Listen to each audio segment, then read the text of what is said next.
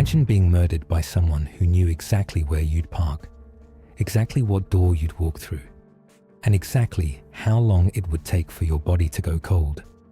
Picture the killer standing in your house afterward, calm, unhurried, rehearsing a story while you bled out on the floor.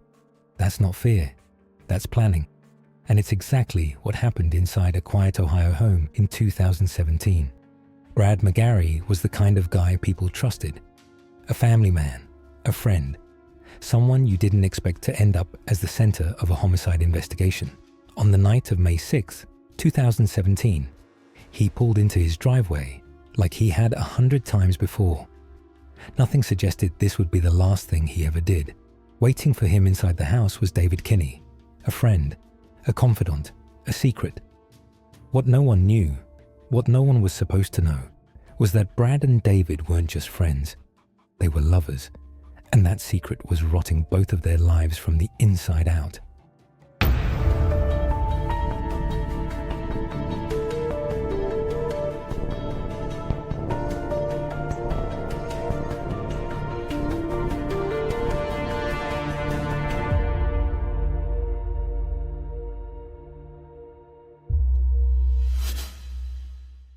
David Kinney had a wife, a family, a carefully constructed image of who he was supposed to be.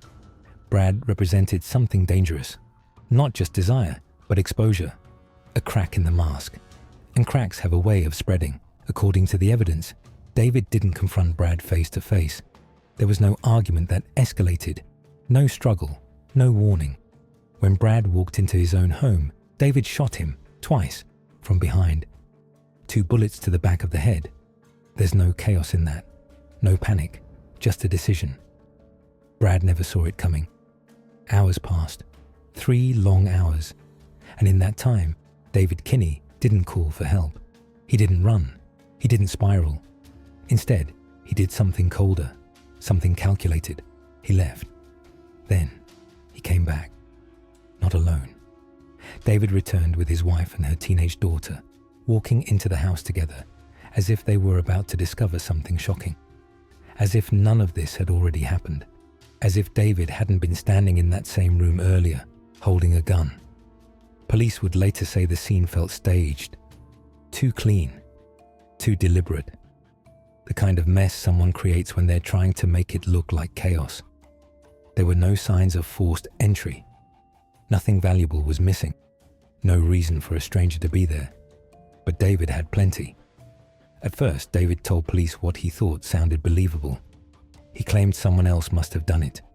Then he suggested self-defense. Then the story shifted again. The problem wasn't just that his stories kept changing. It was that the evidence didn't care. Phone records placed him there. Ballistics told a different story than his mouth. And forensic details whispered something chilling. Brad hadn't been fighting. He hadn't been reaching. He hadn't even turned around.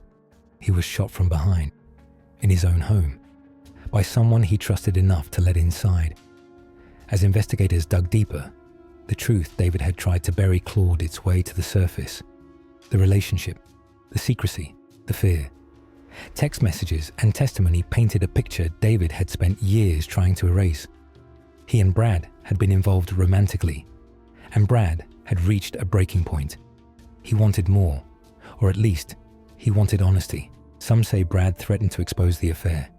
Others say he simply refused to keep hiding. Either way, the result was the same. David's double life was collapsing, and instead of letting the truth destroy his reputation, he chose to destroy Brad. The trial was brutal. Jurors didn't just hear about a murder. They were asked to understand a man who had built his entire identity on denial. Denial of who he was, what he wanted, and what that truth might cost him. David's defense tried to humanize him, a husband, a father, a man under pressure. But pressure doesn't pull a trigger. The prosecution didn't need theatrics. The facts did the talking. 2 shots, from behind, a staged scene, a timeline that only made sense if David Kinney was exactly where he claimed he wasn't. When the verdict came back, guilty of aggravated murder, there was no shock left in the room. Just silence. David Kinney was sentenced to life in prison without the possibility of parole. No second chances, no release date, no rewriting the story. But here's where the story turns darker. Because the scariest part isn't what happened to Brad Mcgarry, it's what almost didn't happen. If David had waited a little longer, if the staging had been slightly better, if technology hadn't quietly tracked his movements, this could have been another unsolved mystery, another wrong place, wrong time, another name fading into statistics. Instead, the truth survived. Barely. And David Kinney now wakes up every morning in a concrete box, stripped of the life he tried so desperately to protect. A man who killed to keep a secret, only to have that secret define him forever. Brad, meanwhile, never got a choice. No goodbye, no closure, no chance to tell his side of the story. Just 2 shots in the dark, and the sound of a life ending behind him. Some people say this was a crime of passion, but passion is messy. This wasn't. This was controlled. This was planned. This was the quiet violence of a man who thought the truth was more dangerous than murder. And in the end, the truth won anyway. It always does. Let us know your thoughts in the comments. And if you like deep dives into disturbing crimes like this, subscribe to the channel. We'll see you with the next case.